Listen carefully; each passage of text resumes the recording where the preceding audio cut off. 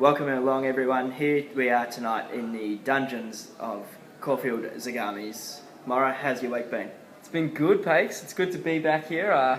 Finally got here. Had my first car accident on the way here, which is pretty fun. Not my fault. Hopefully that guy is insured, because that would be problematic if he wasn't. But it's good to finally be here and talk a bit of fantasy footy. Payks, how did your team go on the weekend? Well, let's forget about my team and let's concentrate on one of the most amazing things to have ever happened in this league, where Eugene had the game lost on the final siren, but for a champion data glitch that saw the points reversed. And Elliot losing. Fantastic. It was just like Siren Gate all over again down in Tassie. Siren Gate the second. Could become a regular habit. Absolutely, but I'm not happy with how you deflected so quickly from your team, which I believe is now being coached by Michael Owen. Is that correct? Knock knock. Knock knock. Who's there, Pete? Owen. Owen who? Owen 3, buddy, on the way to the bog roll. Yes, well, in fairness, this was a very tough week for you because you came up against a team that was just in sync. They just had 5 midfield centuries and Judd scoring 95. Hundreds in the forward line, hundreds in the back line. It was just, it all fell into place. It was unbelievable. But at some point, every team's going to have one of those weeks.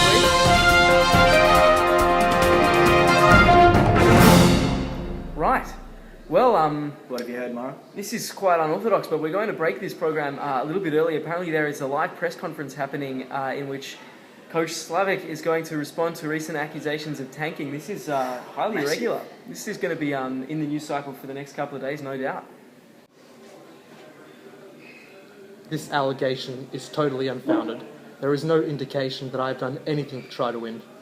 If anything, Mora is the tanker. Imagine trading Hurley for Elliot. Tal's comments are misguided, slanderous, and dripping with jealousy. All he wants is West off, and he's not going to get him from me. Slavic, is there any indication that Buick is a form of tanking? Buick will be an absolute star. Corey's 55? He's going to bloody get a heart attack halfway through the season. I'm perfectly happy with Buick. What about the rest of your trading over the last few years? Some of those trades may have been seen as possibly unfair one way or another. How do you defend those? Well, firstly, John Cock is an absolute star. I don't see why anyone would rate Deledio above him. Dangerfield, look, he got 51 in the first week. That kind of speaks miles about how good he is. And look, Gio was such a great trade that I managed to get him again this year again. Slavic, you talked about the trade with Mora. The entire league seems to think that Mora has won that trade. So how do you justify your denial of tanking in the wake of that? Well, look, Elliot, he's going to have to kick 6 goals every game in order to get that again. And look, Hurley, absolute superstar, back forward, can do it all. Guerra, he's had his hair transplant, he's a completely new person. And who else was there? Mzungu. Look, compared to Crouch, he's a bit more Zimbabwean. So you weren't happy with Crouch on your list?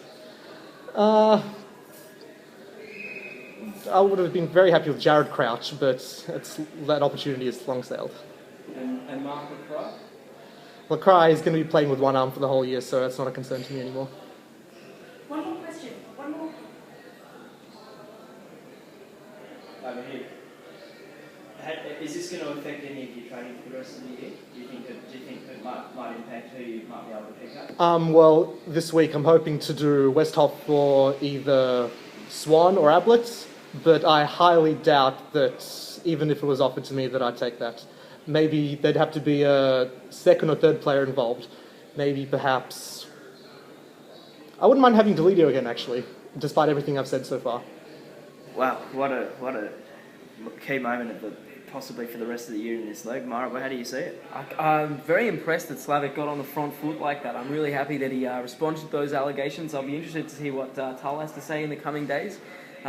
Just like I was interested to hear what some of the players involved in the infamous Mora and Slavic trade had to say. This is what some of them had to say earlier today.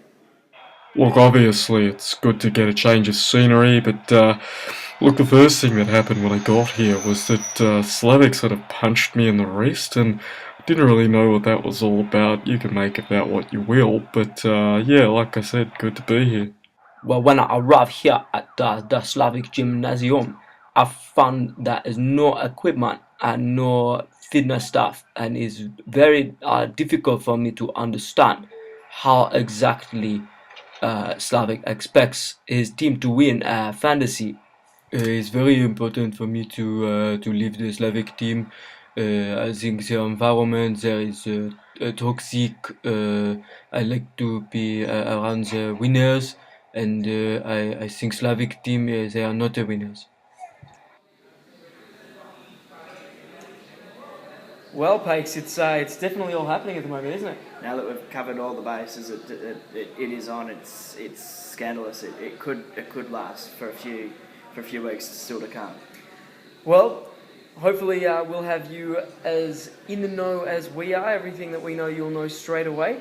Payks, I got to say, I'm really impressed with the way that Slavic has handled himself through this trying time, and I know this can't be easy for him or his family. So, for the way he's handled himself, I'm giving Slavic this week's winner of the week award. I think that's very fair, Mara. But we do have to look forward, and he's got it. Unfortunately, not really unfortunately, but he does have a big game this week against Ron.